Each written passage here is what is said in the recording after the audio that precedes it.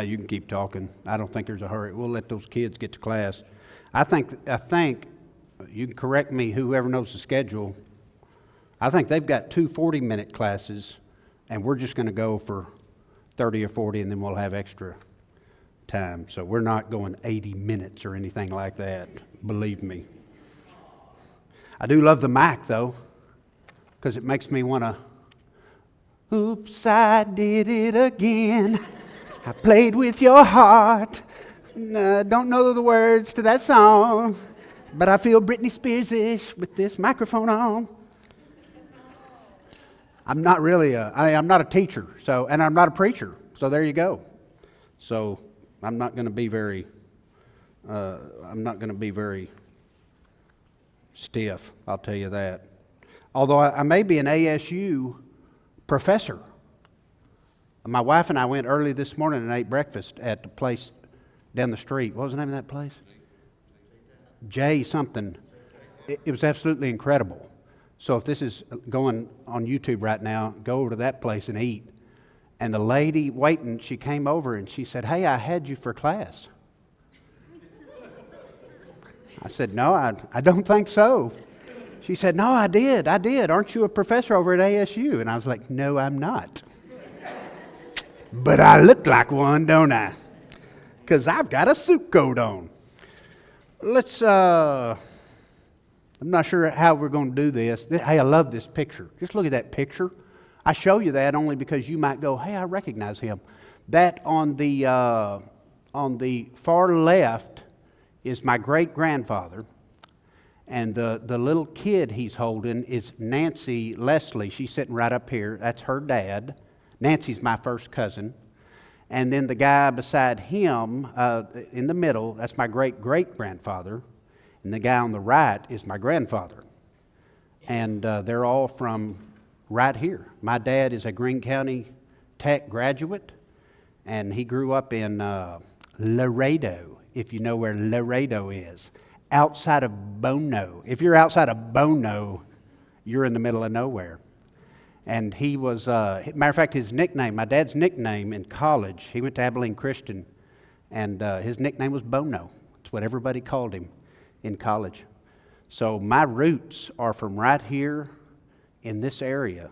I don't know how many of y'all, I don't know if you knew that, but that's my family is from Jonesboro, Paragould, Laredo. And I love it. I used to love coming up here to see my grandmother. As a matter of fact, as we do this parenting, I'm always so careful because he told me they're going to live stream it. And I've never been recorded. I usually don't like being recorded at my own church because I don't want someone to use it against me later. But so I'm trying to be measured with what I say because I know someone might see it. But I love parenting stuff. That's kind of what I want to talk about today, which is maybe not good. But, you know, my grandmother was one of those grandmothers that she made it through the 6th grade, which was, I think she probably made it further than anyone else in her family because she got married. I think she was 14, Nancy, do you remember? She was 14 when she got married, just right out here on a farm. And smart, and knew how to raise kids without going to, Christian home class in college. I always remember that joke when they started coming out with a lot of this new psychology stuff, which I don't want to rip on that, especially not if it's on the internet. I admire people who go to school and study that, but don't you feel like we've lost some of our right to parenting with some of the new psychology stuff? And I often think how, my grandmother wasn't worried about you getting your sense of self. You know what I mean? That's what they say now. Your kid needs to have a good sense of self. And she always thought it was her job to remove that sense of self from you. Matter of fact, she just thought you needed some sense. And you didn't need a lot of sense of self. And I do think there's something lost. If someone in Jonesboro had a 10-year-old kid that was giving them trouble, and one of their neighbors was a 79-year-old lady who raised 7 kids who were all good, godly kids, and then her other neighbor was a 32-year-old PhD counselor with 2 kids, 8 and 6, she'd probably make an appointment with that PhD counselor and not think to go over to that, that older lady who had all the wisdom of raising her kids. It's just something we've lost. That has nothing to do with any of my lesson, by the way. Now you can start the recording right now. I was thinking common sense parenting because I don't have any education in education or in parenting for that matter. And so all I can draw on is what I would call common sense. Of course, then I read some studies and found out that common sense is not so common. And it's not, there's disagreements on what common sense is. I wanted it to be, there's never a truer story. I love this. Let me just tell you this. Because when I first got married over 30 years ago, so I'm older than I look. I know you're thinking, oh my word, you were 10 when you got married. No, I'm actually quite older than I look. Because I look good. But they said, hey, won't you do a parenting class? And I think we called it the 10 Commandments of Parenting. I had no kids, by the way. Have you ever seen where they ask a youth minister to teach a parenting class, and they got the 10 Commandments? And then a few years later, I had a few kids, and I did another class, and I called it the 10 Suggestions of Parenting. And then a few years later, my kids started growing up, and I called it the 5 Helps to Survive Parenting. And then my kids got old enough that they left my house, and I called it the Time of Prayer for Parents. No longer do you do the 10 Commandments of Parenting if you've been a parent for a while, because it humbles you, does it not? The longer you study, the more you realize how little you know. The longer you parent, the more you realize you don't need to be telling someone else how to parent. So that's what I'm going to do.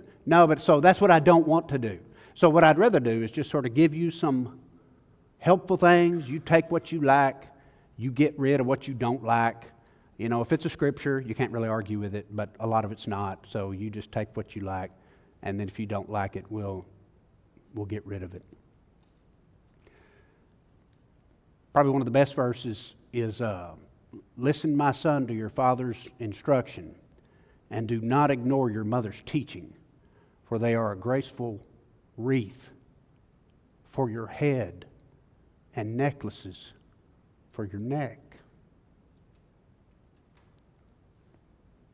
And why would I get emotional? Some of you in here are as old as me or older, and you're thinking about your mom and your dad and what they taught you. And yeah, my mom didn't really go to any parenting classes, but I think, Mom, if you would have only given me a better sense of self. And if you would have only supported me and given me all this, and I think of all this, some of the gobbledygook they say, then I wouldn't have turned out like this. And I think, wow, man, thank you, Mama. Thank you, Mama, for taking care of me. I guarantee you she's not watching this on the internet right now. How do you get this thing to work? But that's not fine. Hey, there's a couple of neat verses. I like this one. I'm just going to start with this one. All that you do must be done in love. This is from 1 Corinthians. I'm not sure I was looking at verses, and I'm not sure I ever read these verses like this. Now, I urge you, brothers and sisters, you know the household of Stephanus. Now, this is not a guy I've talked a lot about in our Bible classes, but Stephanus, the reason I like him is it's his household. It's not just him. When Paul mentions a lot of these people, it's people that travel with him, people that he, Timothy and Titus and these guys. This guy's mentioned with his household because they were the first fruits of Achaia, which I take to mean they were some of the first Christians.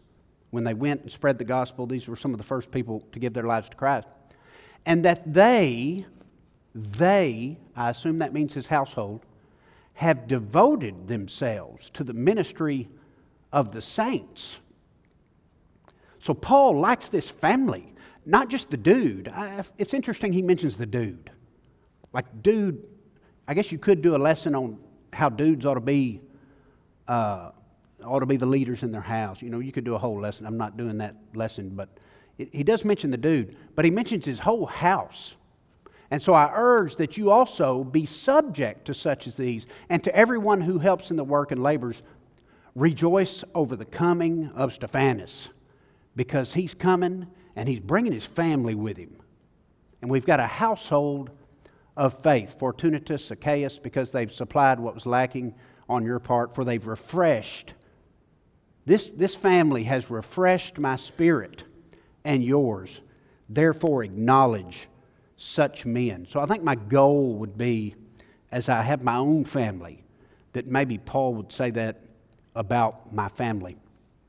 All right, so I had to have key in there. So here's our key. And I want powerful families. I don't know that I want a godly family. I want a good family.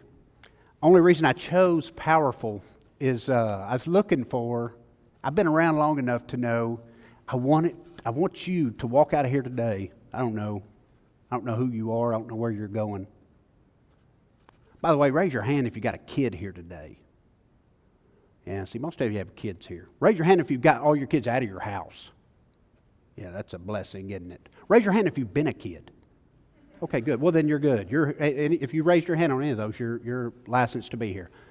I wanted it to be easy peasy. You ever heard of easy peasy? My mom used to say that all the time. Hey, this is going to be easy peasy.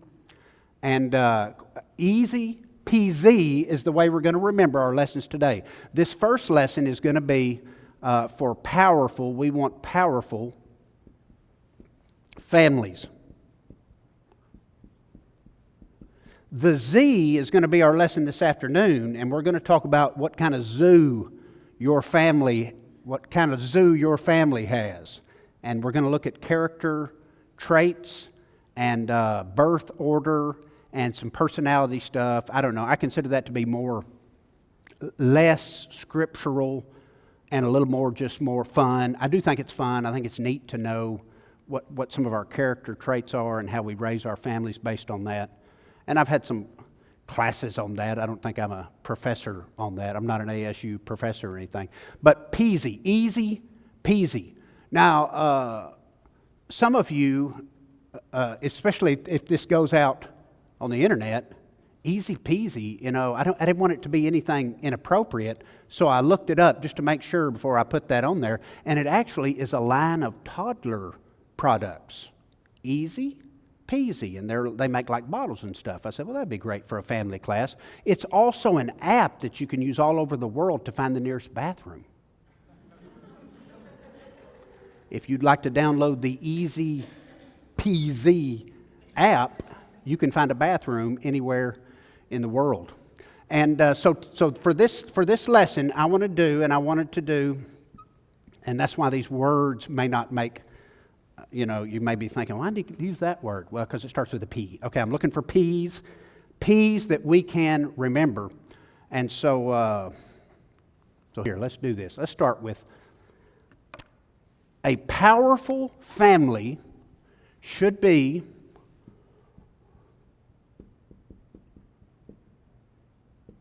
a practicing family. And I would say, if you want to add another P, a family that practices what it preaches. That we add two P's. I don't want a mediocre family. You don't either. Matter of fact, I don't know if I have this scripture in here somewhere, but I was thinking about it a while ago. The scripture in Nehemiah where they're rebuilding the wall, and he's got the people on the wall, and he puts them on the wall. This is interesting. It's not just guards, not trained soldiers. Nehemiah puts on that wall. He's putting everybody on the wall. Kids, adults, grandpa. He's putting everybody on the wall to protect as they're building this wall because they're getting attacked. And so he puts them on there with their families. And he tells them, look to your left and to your right, and don't be afraid. God is with God is with you, so you fight for your family. You fight for your daughter, your son. You fight for your mom and your dad. It's a neat verse. It's a neat verse. I've heard whole sermons done on it. It's kind of neat. I put this picture. I think it's one of my goals. You know, we're keeping evangelism youthful. We're teaching our kids the gospel to share. What is the greatest mission field that we have? It's our home. And so it was my goal. I did get to baptize all three of my kids, and that was a blessing, and I'm thankful for my kids. But I want you to just think about that. Practice what we preach. Let's consider our kids to be our first mission before we go take the gospel to anyone else. Let's make sure our kids are getting the gospel from us. Let's make sure our wives are getting the gospel from us. You know it as well as I do. It's men. Men need it. It was my grandmother who took all her kids to church. It was not my grandfather. He didn't go to church much. But my grandmother did. And she made sure those kids were in church. Thankfully, one of those kids was my dad. And thankfully, one of those kids was Nancy's dad, too. So Nancy and I are both sitting in this. So a practicing family, I think Stephanus may be the first one just because I think that's a neat verse. But there is another one, and I don't know that I think about it, Acts 10. 10 sin. It's the way we remember Acts. We've got all these different ways to remember Acts. But 10 sin, and so we think about the sin of the Gentiles, and we have our first Gentile convert, and we know him. Everybody knows it was Cornelius. I mean, this is a good trivia question Church Christ people get right because they've studied this. But there was a man in Caesarea named Cornelius, and I think it's neat. I don't know that I ever looked at it till I looked for this word, but a centurion of what was called the Italian cohort. And because of that, we know a lot of stuff about him as a soldier, about how old he was, about how many men he was in. You've heard sermons based on the fact that he was a centurion. But I love the next verse. A devout man and one who feared God, what? With all his household. Not just him. His whole house feared God with him. I would call that not a mediocre family, not an average family, not a we're going to survive family, but a powerful family. A family that did apparently make a difference. That's why 2,000 years later, we're talking about him right now. A powerful family, one that practices what we preach. How do you practice what you preach? I don't need verses for that. And I don't usually have discussion classes at my own church. It irritates some people. One reason I don't want you to feel any pressure. You just sit there and relax. And you don't have to move forward. You can sit wherever you want and relax. I'm going to ask questions and you don't have to answer them. Isn't that nice? But I want you to think about it. I'm asking a question so that you'll think about it. And then I'll kind of give you some suggested answers and you can do with it what you want. But I'll ask you, how can you practice with your family what you preach? And you got something going through your mind right now. The easiest one I can think of. This is the easiest. This is your low-hanging fruit. Go to church. When the church meets, you're with the church. There you go. Every time the doors are open. This is common sense, I think. If you are a Sunday morning only attender, and you may be, I'm not trying to rip on you, I'm just saying that then as your family grows and you look at your kids, will you be shocked that they don't go to church much? I love that. I don't know how many of y'all look at the Babylon Bee. I look at the Babylon Bee all the time, especially for the church stuff that seems to hit me, right between the eyes. But one of them was an article, church family shocked. Church family who only attends once a month, shocked that their kids aren't going to church.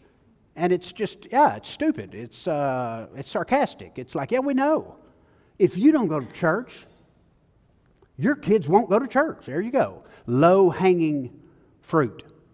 But not just every time the doors are open. You could go further. What about extra stuff? Go to all the extra stuff. Do everything that church offers you. We got a potluck. Be there for that. Well, I don't really like that food. Okay, are you missing the point? Are you missing the point? Yeah, but I don't really like what they bring. You're missing the point. You know, when they're going to do a service project, go do that. But that's somewhat low-hanging fruit too, just common sense-wise. I'd go a step further. You show your kids what it's like to imitate Christ, and you be a servant. I'll never forget. I don't remember much. We'll talk about personality traits this afternoon. I'm going to tell you right now, my personality trait is related to the zoo animal monkey.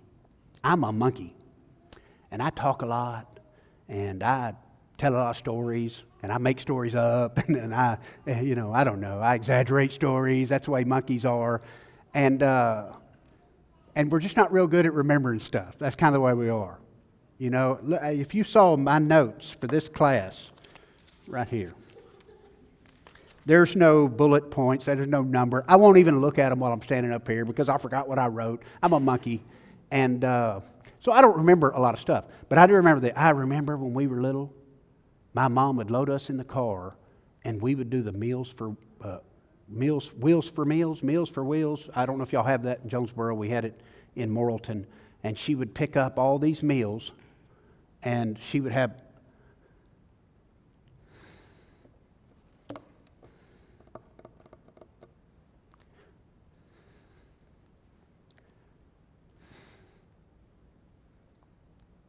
By the way, if I do that, do you get emotional when I do that? A little bit? I don't know. Surely you do. I do. But she'd have my brother and me walk these meals up to these people. She wouldn't do it. She wouldn't get out of the car. She had them stacked up. But we would. And we did it every week, y'all, when I was growing up. And we'd walk these meals up to these people. Most of them elderly. Some of them were just sort of low income, special needs. And we'd take these meals in. I'm just a kid. Y'all, she did not get paid to do this. This was not a paid thing. It was a volunteer thing. Of course, my dad was at work. You know, he didn't do it. My mom did it. Most of what I say, and I worry even less about my dad seeing this on the internet. Okay, that dude. But man, most of what I say today, it's my mom. That woman she showed us what to do. But to me, that's a practicing parent, another P, that's going to make for a powerful family. Because she's taken these verses like Hebrews, let's hold firmly to the confession of our hope without wavering. Let's consider. Now, of course, we take that church-wise, but let's take that family-wise, and let's consider how we're going to encourage each other to love and good deeds. It's all these service projects that you can do, even outside the church. I know Jonesboro has stuff going on. Y'all may not be from Jonesboro, but that's just what I'm thinking of. Anything you can do in your community that you can take your kid and they do it with you. I'm just saying common sense. I don't have a PhD. But common sense tells me if you do that, your kid sees you doing that, you got more likely of having a powerful church family. Church. Shouldn't throw that word in.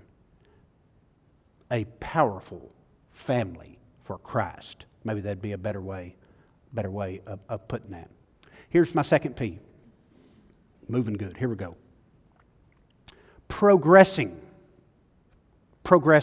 I think a powerful family, and I look at my own first. I'm not my own. I look at mine when I was growing up first. But then I look at my own family that I've tried to raise. And then of course, we look at our grandkids. But I start with my own. A family that is powerful is one that is progressing. Always moving forward. If you're not moving forward, then you're dying.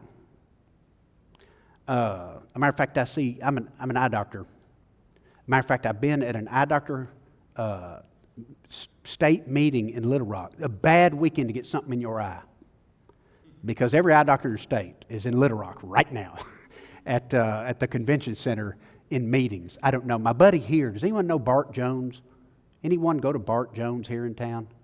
He's one of the eye doctors. I went to Harding with him, and he's one of my oldest buddies. He's an eye doctor here in Jonesboro. But I've been in these meetings in Little Rock, continuing education meetings. And some of you in your own jobs, you've got to do that too. You've got to have so many hours every year of continuing education. You can't just sit on what you got. You got to go. And do you learn much at those meetings?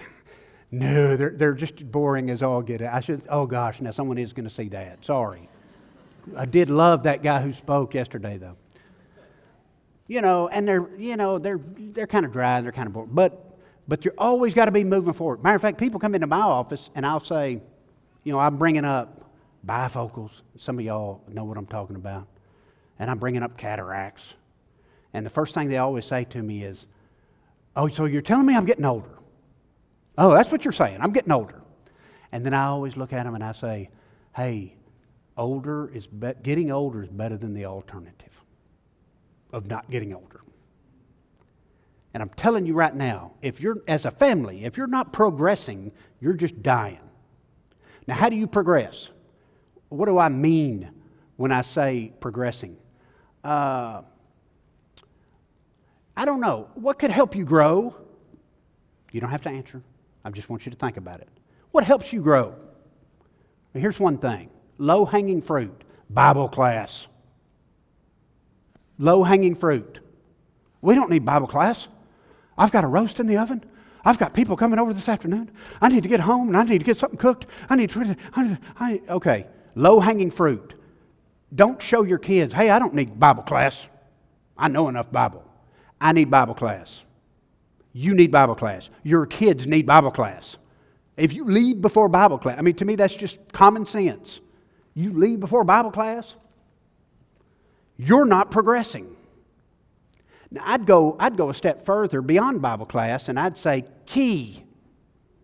You're here, obviously, so something needs to be. You're growing if you go to Key. You're growing if you go to, now Lads to Leaders comes to my mind. We were at Lads to Leaders last week. Some of you all were too. Matter of fact, I'm just remembering, that's my boy on the right there. And he's teaching one of the classes here at Key. He's doing one of the classes. He's like 25 now. He's beyond this. But I tell you where he started this, and it was Lads to Leaders. And he was if I had a video I could show you, I'd show you his speech. And I love Lads to Leaders. Now, why do I love Lads to Leaders? Progress. We're growing. We're getting better. We're not just going to sit around and go to church. That's too easy. That's low-hanging. I don't want to be an average family. I want to be a powerful family. And so we're going to be growing. So our kids go to Key, and our kids go to YOU, and our kids go to this conference, and our kids go to that. And it's not just our kids, is it? Dad goes to men's retreat. Well, I don't need men's retreat. Okay. You want a powerful family? You show your kids you need to grow. Mom's going to women's retreat. Mom's going to the ladies' Bible class. Mom's going to ladies' day out. Dad's going to, you see my point. It's progressing. We need to be getting better. We used to go, when I was growing up, we went to the Tulsa workshop. Did any of y'all go to the Tulsa workshop? I almost feel like some of you, I probably saw you there when you were there. I love the Tulsa workshop. It was one time a year where, it's like these. They didn't have these back then. They didn't have YOU or Key or anything like that back then. But you'd go to Tulsa, and you'd just go to classes all day. Bible classes all day. You'd choose to do that. And they'd start at 8 in the morning, and you'd go every hour. And I was a kid being drugged to all this stuff. We always said I had a drug problem. Mom drugged me to Tulsa, and she drugged me to church, and she drugged me, And we'd do these, we'd go, and I loved it. And we'd sing, and we'd listen to, it's kind of like this, I guess, but on a grand scale, thousands of people. And I just remember thinking, a lot of our church didn't go to Tulsa. As a matter of fact, my family and maybe one other family were the only families that went to Tulsa. And I always thought, how come they're not going? And they may have had reasons. As a family, I thought, wow, my parents were telling me right off the bat, Judd, this isn't enough. You need more. We need more. We need to be growing. We need to be progressing. And that's how you do it, is in times like this. As we progress, and we're going to grow, our families have to grow. We can't be stagnant. Here's a few things. I don't even know. If our kids don't learn these things from, this is common sense. Why am I saying it? I don't know. Because you're here, we got an hour to kill. Our kids need to learn this from us, and I'm looking around at kids in our world today, and I'm just seeing they're not learning some of this stuff, and it does hurt. My wife has been working in the school for several years, and she's one of those blessed women who works the front desk. So she deals with every parent, she knows everybody in our town because they've come through the front desk of that school. And she'll come home some days and she's like, oh, Judd, this is just depressing. And I'm like, yeah, I know what you mean. I know what you mean. Because there's just they're not learning these things. They need to learn it from us. How to handle conflict. How to handle loss. Kids don't win everything, do they? They need to learn early that you're going to lose sometimes. And they need to see how mom and dad handle losing. They need to see how we handle these things. They need to see how we handle dealing with each other. One of the best things a dad can do is show his kids how he handles conflict with his wife. And they can learn from that on how we deal with conflict. I think I have a picture. I love that picture on the right. My first two kids were twins. And that is an interesting, we'll talk about that this afternoon when we mention birth order. But interesting my boy who's here today teaching, he's got a twin sister. And the two of them, man, you talk about fighting like cats and dogs. Interesting. And early on, we had to show them how they're going to handle conflict. Not that I know how to handle conflict. But one way they do it is by looking at how mom and dad handle their conflicts. And your kids are watching you to see how you handle conflict. And I've been to these classes where they say, some people are skunks. And when they get upset, they spray and everybody knows they're upset. And then other people are turtles. And when they get upset, they just draw in and nobody knows anything. Surely there's a happy in between those two. But they have to see us working out. I'm not even going to tell you how to do that. I'm just saying I want them to see it from you. I thought it was neat. When I wanted to find some good books, different stuff to read on. This is not this year. I'm talking about in the past on parenting and on families and marriage. And I thought it was neat. I found a lot on what is marriage a picture of in the Bible? You don't have to answer. I just want you thinking about it. In the New Testament, marriage is brought up as a picture. It's a picture of Jesus and His church. Jesus and His bride even. And I think when our kids, and even other people, even our kids' friends who come over to our house, when they see our marriage, they're kind of getting a picture of the way Jesus and His church should look. What did Jesus do? What did Jesus do for His bride? He gave everything. He gave everything. And they ought to see that. That's the picture of marriage. Well, what's the picture of parenting in the Bible? Can you think of any verses that would talk about parenting in the Bible and what that might be a picture of? And one thing it's a picture of that gives some kids trouble if they're coming from a bad background is like I'm thinking of the Last Supper. There's probably a bunch of other verses. As the Father has loved me, so I love you. Now you love one another. It's kind of interesting that Jesus would pick, what did he pick? As the Father has loved the Son. And so his picture of parenthood is the way we ought to see God and his creation.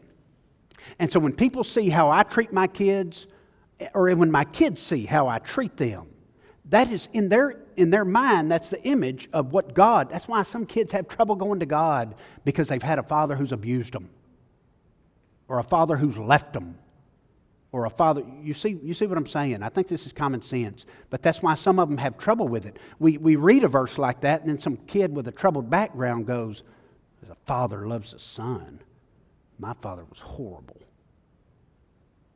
And then we realize, God, when God says something like that, and Jesus says something like that, He means a good father. He means the way the father ought to be. The picture He wants is the way you ought to be. And so, marriage, we're showing our kids the church with Jesus.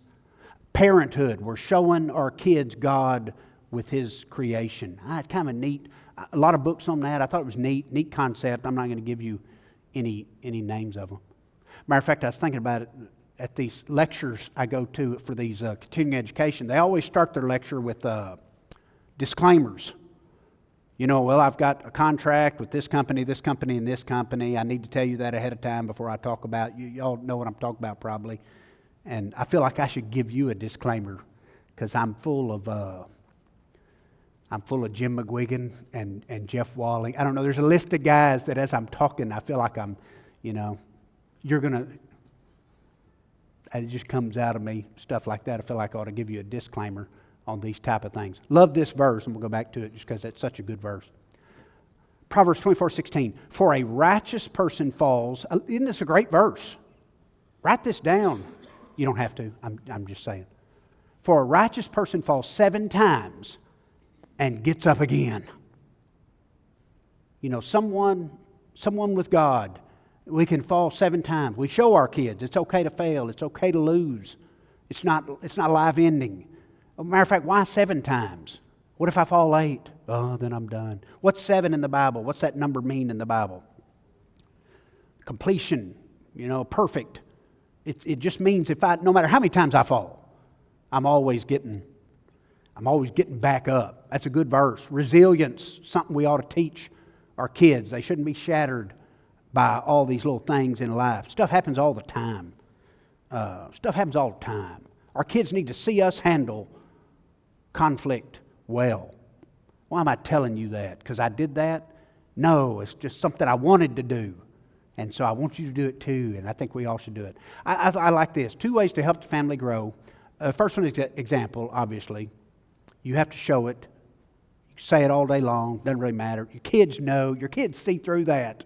You can tell them whatever you want, but they see you. They watch you every day. They know. But the other is conversations, and I do the conversations. Of course, the Shema. Shema Yisrael. Adonai Eloheinu Adonai Echad. We do this in our church. We do it in Hebrew. Hear, O Israel, the Lord is our God, the Lord is one, and you will love the Lord your God. And we went through these words in our class at church. With all your heart, with all your soul, with all your strength. And these words which I'm commanding you today shall be on your heart. And you shall repeat them diligently to your sons, and speak of them when you sit in your house, when you walk on the road, when you lie down, and when you get up. Conversations with your kids about church, about God, about the Bible. It sounds obvious. It sounds common sense. But I don't know how often we do it intentionally. Matter of fact, if I was going to put a P in there, I'm thinking now I should have had purposefully. We should be a purposeful family. When is the best time? You don't have to answer. I'm just throwing it out there. When's the best time for you to talk to your kid? When do you get a moment? When do you get a moment that you can talk to your kid without distraction? You just think about it. Here's what I think. In my own family, the car. I got them in the car. They can't go anywhere. Although, I know take those earbuds out. I know they've got something in their ear. They can't hear anything you're saying. So get those out. Be done with that. Oh, I got the radio going. I can't hear. Okay, turn the radio off. Purposefully, intentionally turn the radio off. And then say something to your kids that is so deep that they don't know how to take it. You're on your way to school. You're on your way to a ball game. I actually did this with my kids quite a bit. We'd be on our way to something. I want you to know. I want you to know no matter what you do in this life, if you don't have a relationship with God, it's just not going to matter. You're going to lose. Okay, do we all agree with that, by the way? Yeah, we all agree with that. Should our kids know that? Yes. Have you personally said that to them, like in those words? And the car's nice because they don't know what to say to that. Okay, Dad, where are we going? Now listen to me. If you don't have a relationship with God, the rest of this is just wasted. You're wasting your time. We're talking about jobs with our kids. I told my own kids, intentionally, purposefully, I don't care how much money you ever make. That's not successful to me. The world will tell you that's successful. I'm telling you it's not. Because if you become a doctor and make tons of money, said this to my boy directly because he was pre-med. You make tons of money and you got everything's awesome. And you're not going to church. Sorry, son, I'm not going to consider that successful at all. Wasted. Wow. Okay, Dad, where are we going? They don't know how to handle that, but I'm telling you, I want them to hear it from me intentionally and purposefully. Here's 2 ways it probably won't help your family grow. I think nagging, I don't know. We all do it. I know. But I do think as I'm looking at other families and I see some who just nag constantly, constantly telling their kid what they're doing wrong. And I watched that. I remember growing up, matter of fact, I'm thinking Rod and I don't know how many Rod and I grew up together, same. And then he married my cousin, which was kind of sick, incestuous, really. But Rod and I grew up together. And so I say some of this stuff, he's probably thinking the same kids I am. But I remember we had some friends who, man, their parents were just on them constantly. And it was negative, and it was nagging. And it affected the kid, obviously. Well, I just want to make them tough. You think that works? You think it just doesn't work, y'all. It doesn't work. It doesn't work. I think the other thing that gives people trouble is comparing. Why can't you be more like so-and-so? Why can't you be more like your brother? Why can't you be more like your sister? I don't know how effective that is either. Matter of fact, this afternoon when we talk about some of our personality characteristics, you'll see some people, people are different. I don't know, but comparing just doesn't seem to be horribly effective. Scripturally, I think it says it. What an interesting verse. I mean, children obey your father and mother, we get. That makes sense. But then to have a verse like, fathers, do not provoke your children to anger. I mean, what does that mean? What would a father need to do? What does a father have to do to provoke his kid to anger? And have you ever provoked your kid to anger? Boy, I have. I always thought it was a fruit of the Spirit to be sarcastic. I really did. For a while there, I thought, love, joy, peace, patience, kindness, goodness, faithfulness, gentleness, and sarcasm. Love, joy. That's the way we sang the song in my house. And I was sarcastic with my kids. And they would say something to me, and I'd be pretty sarcastic and kind of a jerk. And that was probably real effective, wasn't it? They probably really responded well. They turned around right then, didn't they? No. What did it do? It made them angry. not real effective, need to be. Let's not do that. Let's not do that. There is a verse on comparing I think is kind of neat. Galatians 6, but each one must examine his own work. This is those verses about don't compare yourself to someone else. Don't think you're better than someone. Quit comparing yourself to someone else. Who should you compare yourself to? This is an interesting verse. I mean, obviously, we all should compare ourselves to the Christ because then we know where we stand, right? We examine ourselves on Sunday morning and we don't compare ourselves to the person down the pew. That might make you feel pretty good about yourself. You compare yourself to the Christ and you'll know how much you lack. But the other person you can compare yourself to is yourself. But each one must examine his own work, and then he will have reason for boasting. I thought boasting wasn't good. I thought you're not supposed to boast. Boasting becomes a sin if you're comparing yourself to someone else and you think you're better. But if you're looking at yourself and you're saying, hey, I'm doing better today than I was yesterday. Okay, you can boast about that. Compare yourself to yourself. And that's why I think comparing your kids to other kids, try to compare your wife to someone else's wife. You're headed for divorce court. That's not effective. Compare your husband to, why can't you be more like so-and-so's husband? You think he's going to take that well? He's not going to take that well. Comparing is just not good. It's just not good. Everybody's different. Raise your own. Raise your own kid. Here's the next one. I love this P. Oh, look at that. Monkey forgot what he was doing.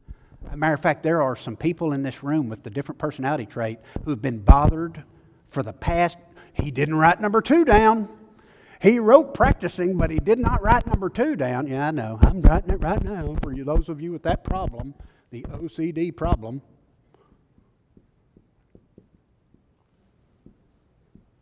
He misspelled that word. Somebody's out there saying that right now. Not the monkeys. They're like, oh, keep talking. Love the stories.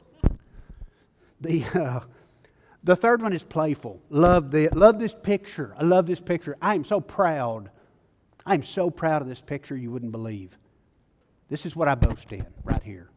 That we all dressed up in Star Wars jammies and ran around the house like idiots. I think a powerful family is a playful family. Families, I don't know, in the research books, they call them Candyland families. You ever heard that? Now, our kids never really played, I don't know, your kids. That seems like too old a game. When I was growing up, we played Candyland. And they call them Candyland families. Families that play board games together, stay together is what they say.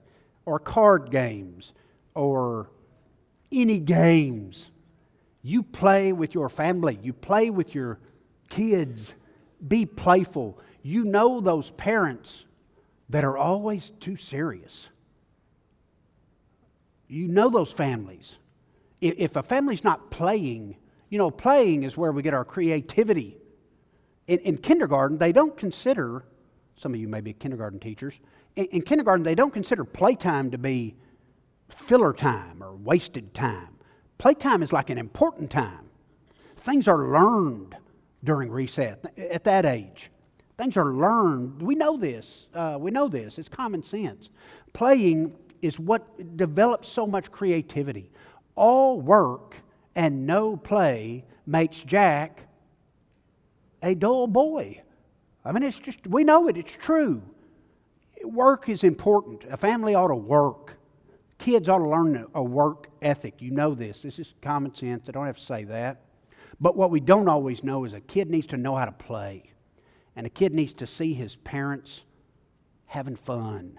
Life is meant to be enjoyed, not endured. Have you ever heard that before? I remember Marvin Phillips used to always say, I love Marvin Phillips. You know Marvin Phillips, don't you? Yeah, I love Marvin Phillips. He used to always say, don't make it your life's goal to keep the grass mowed and stay out of jail. It's too easy. That shouldn't be your goal. Your goal ought to be, we're going to enjoy. Are there any verses about that? There actually are a few verses about that. Ecclesiastes 8. Who wrote Ecclesiastes? You don't have to answer. You don't have to. Solomon. So I commended pleasure.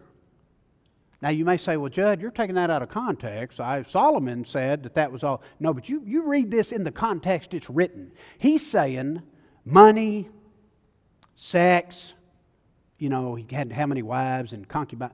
Okay, that's wasted time. He says that. Vanity, vanity. All is vanity. You know that. But then it's like after he said that, so what should you do in life? Well, here's what I commend. Enjoy yourself.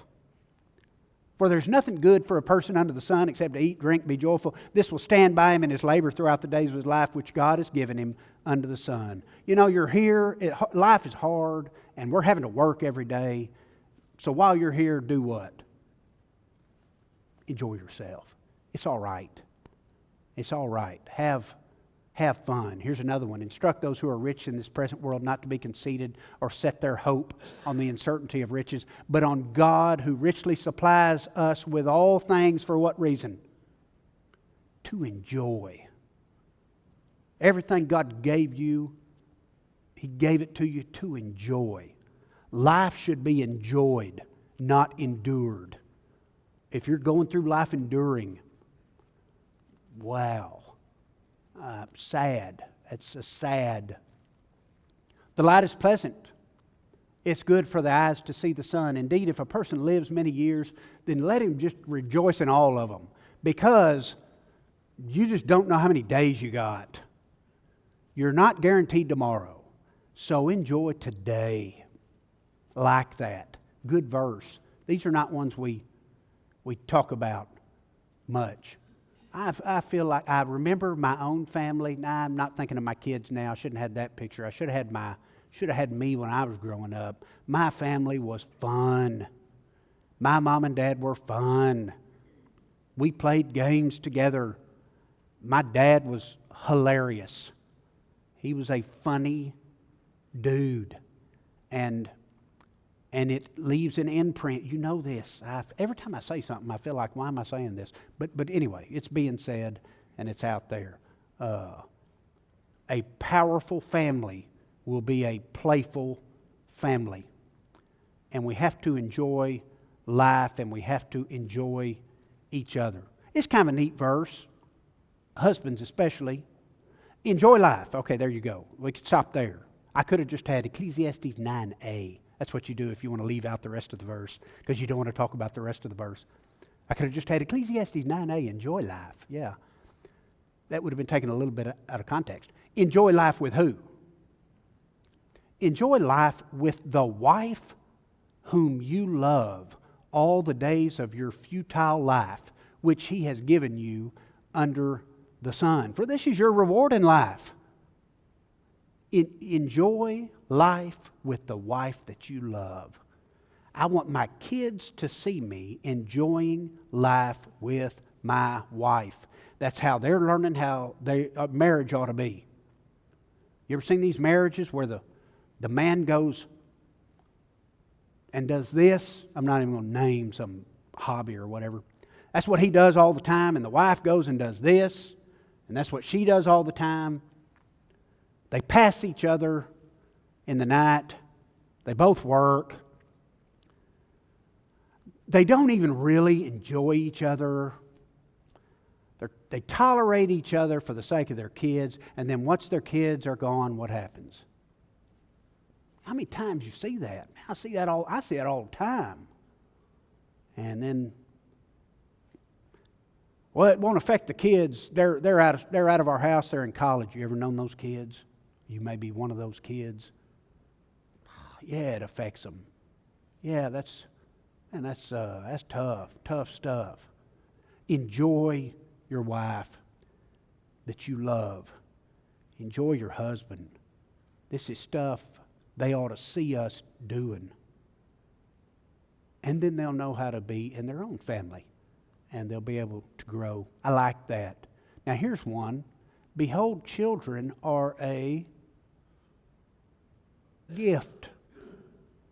Children are a gift of the Lord. The fruit of the womb is a reward. What are gifts? How are gifts meant to be taken. They're meant to be enjoyed. You ought to enjoy your gift. Now, sometimes they're gifts that you want to return or exchange for another gift. I get that. And I know that's true. But I do think every day, one good thing, we'll talk about phones a little bit in a second, but one good thing about the phone that I've, in my own personal life, is my youngest daughter, who's now 20. And when she was like first grade, I don't remember what grade she was, she would get the phone after school. She'd get in the car. Of course, she'd grab Mom's phone. Because those kids, they know how to work that phone now, better than we do when they're first grade. She would get a hold of her Mom's phone while Mom's driving home, and she would do a little video review of her day. Oh, hello, this is what she'd say. I wish I had a video. My wife could probably show you a video. My wife's here. I enjoy my wife. Oh, this is Emma. Hey, this is Emma. That's what she'd start by saying. This is Emma. You would not have wanted to be me today. That's right. I was out on the playground today and nobody would talk to me. And she would review her day. But we did this and we went there and he reviewed. And now we watch those videos and I love them. I love, thank you, iPhone. Thank you. Because she was a gift. She still is. She still is. But those young days when it's tough, and some of you may have young kids, and you're thinking, "Oh my word, this is just so tough." Yeah, but just take a second. You know what? I'm looking around this room. Most of y'all are look my age or older, so you know exactly what I'm talking about. You just enjoy them. They're a gift. I tell people, patients come into my office and they'll say something about kids, about how they've got 2 young kids, and they look tired. They've been up all night and it's tough. And I always tell them, but just enjoy them because it just gets better every year. That's what I say. I enjoyed them when they were young. I enjoyed them even more when they could, pee for themselves, and I didn't have to change their diaper. When they can feed themselves, you enjoy it even more. And then when they can drive themselves to school and you don't have to drop them off, there's something about that that's a little bit enjoyable. You have to admit. And then when they're out of your house and they're on their own and they're your friends, you enjoy them even more. And then when they have their own kid, you see what I mean? It's not something, they're a gift. It's a reward, and so it's something you enjoy. I hope my own church looks at the Addams family. The Addams family. I know. Different spelling. I hope my own church looks at the Addams family and says, man, that family has so much fun. That's the family I want to be. I don't want to be that boring family, that dull family, that negative family. They brighten a room and they leave it. That's not my family. I want my family to be the fun family. And they seem to have fun together.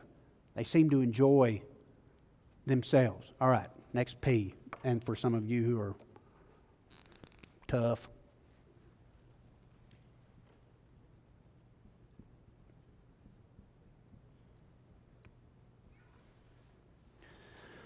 protective. A powerful family is protective. Easy peasy. You're standing up, Lane. Am I running low on time? Okay, just making sure. I'm trying to be quick. What time did I start? 10:30. Yeah. You're thinking to yourself right now, Judd, it's only seemed like 5 minutes. Judd, this has just flown. I can't believe we've been sitting here an hour. Yeah, whatever. I know. Some of you are, go ahead. Close your eyes. Join the others. Protective. Here's our last P. A powerful family is a protective family. I tried to find a few pictures. Yes, our family, with all the fun we have, there's been a lot of broken bones and different things that we've had. And you gotta man, we got to take care of our family. We have to protect, we have to be protective of our family. And this is one way, of course. Always be there. Now I'm thinking back to my own childhood, just for a brief moment. And the different times in my life, and like I said, as a monkey, I don't remember things. You know, I've always heard it said, people won't remember what you tell them. They'll remember how you made them feel. Have you ever heard that before? I think that's true. I think the emotions are what stay with us our whole life. The actual details don't. But I do remember my mom when I was growing up and something bad happened or something at school. I don't remember. And I remember I came home just horribly upset. And I remember she just held me. I wasn't like a senior in high school or anything, but I was a kid. And I just remember her holding me. And I cried. And she cried. And we cried together. That woman was crazy protective. She looked out for me, took care of me. And then after a little bit of crying, she'd look at me and she'd say, now you need to just suck it up. We're not going to dwell in this. You're bigger than that, and we're going to move on. After she cried with me. And she was protecting, constantly protecting. I'm sure my dad was too. Dad, if someone shows you this, I'm sure he was. But man, that mom, she stood up. You know these verses, 2 are better than 1. Because the one will lift up his companion, but woe to the one who falls when there's not another to lift him up. Furthermore, if 2 lie down, they keep warm. How can one be warm alone? If one can overpower him, who's alone? 2 can resist him. A cord of 3 strands is not quickly torn apart. Yeah, this is my brother. Doggone it. I remember when I was young, he and I were a year apart. We did everything together. We went to our friend's house, and just down the street. It's a neighborhood friend. And they were, I don't know, we had a neighborhood full of friends. That's the way we grew up back then. You know, it was you know it, we say it, but it's true, isn't it? It was different. We all got on our bikes. You didn't come home till the street lights came on. You know, it was just different than it is now. And we were down at our friend's house, and man, they were being hard on my brother. He was a little bit different. His personality type was a little different. Easy to make fun of in some ways. I mean, he was a man, but they were making fun of him. He wasn't taking it real well. There's 3 or 4 of them. And he got upset about it. He even cried a little bit. He wasn't a senior in high school, but he cried a little bit. He said, I'm going home. So he went home. I didn't. They weren't making fun of me. Now, I wasn't making fun of him too. I didn't join in. But I didn't go home either. I was having fun. So I stayed. And we played and we played. And then finally, I went home. My mom was waiting for me. Where have you been? What do you mean? You know where I was. Your brother came home. Why didn't you come home? I don't know. They weren't making fun of me. If your brother comes home, what? You come home. Because he's your brother.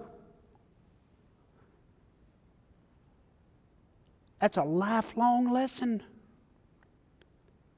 your brother gets hurt, you're hurt. Matter of fact, who in the Bible says that exact same thing? Jesus. When he talks to, my beard getting into my mic. Yeah, I should have shaved before I came. Brittany would have shaved.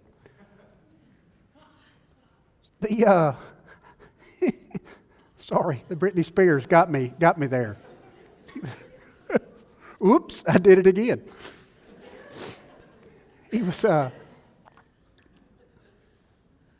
Jesus, remember he said, Paul, man, why are you attacking me? If you're attacking the church, you're attacking me. I mean, he's our prime example. So, if your brother's hurt and he goes home, you go home. Emotional lesson I learned way back then. And she taught me in a different way there was no time out. I learned a different way. And then he got sick a few years ago.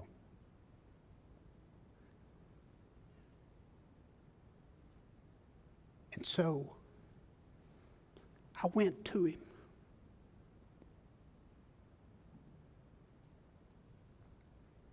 Wow, that's a downer, isn't it? He didn't make it. But I was there. I was there. We protect each other to the very end.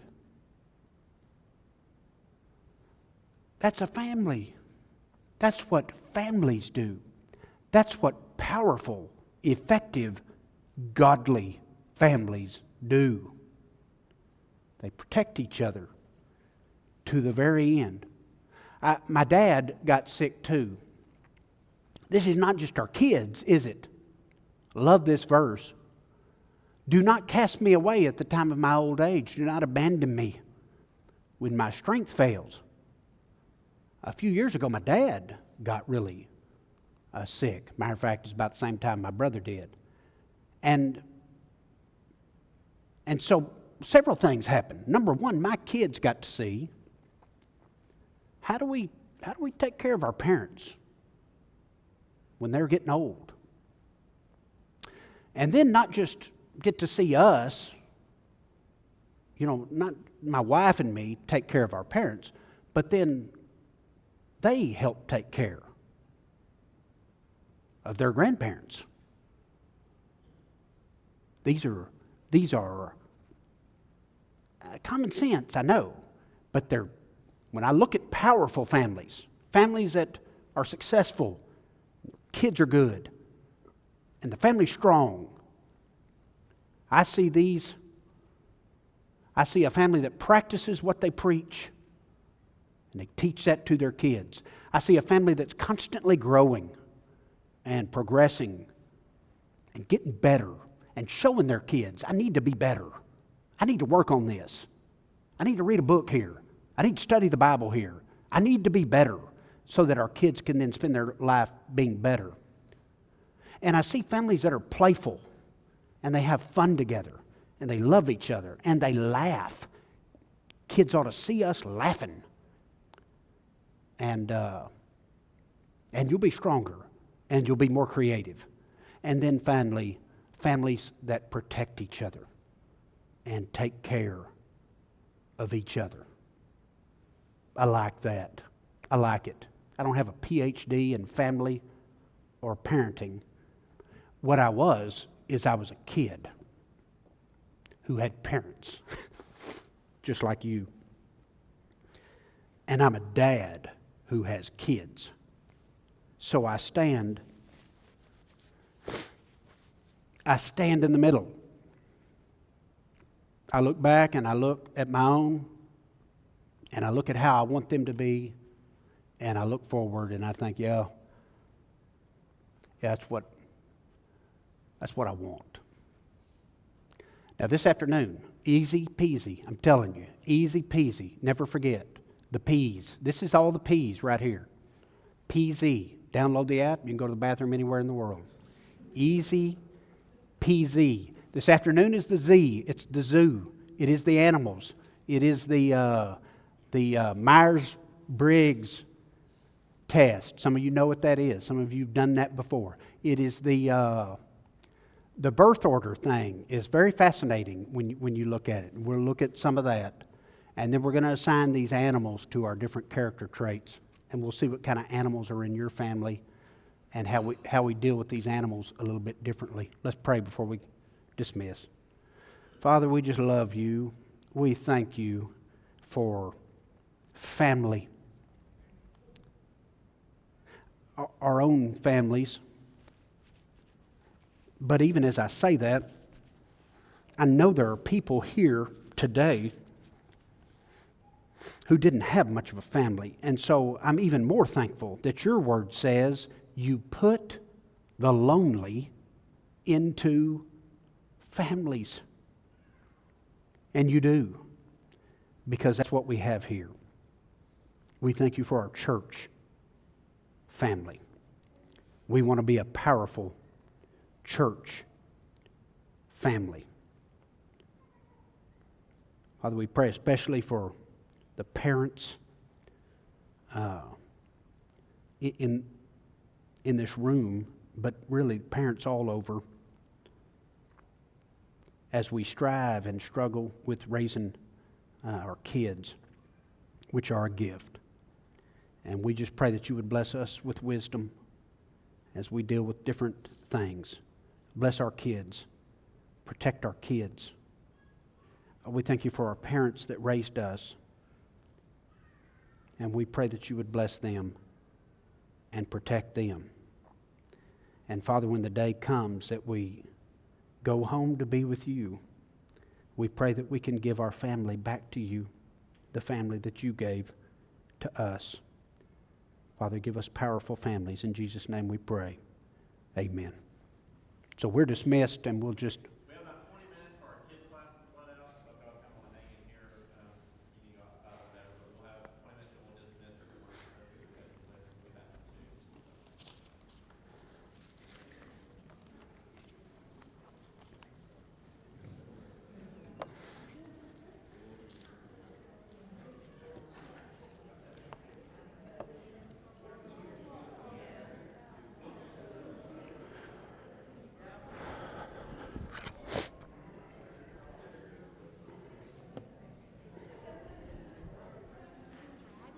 Yes? I just wanted to let you know a small short story real quick. I just did 5 years in prison, and I didn't realize until your lesson just now how powerful my family was. I think you might know them though. My uncle's Trent Tipton. Really? And my dad's Ricky Talley. Is he really? Yes,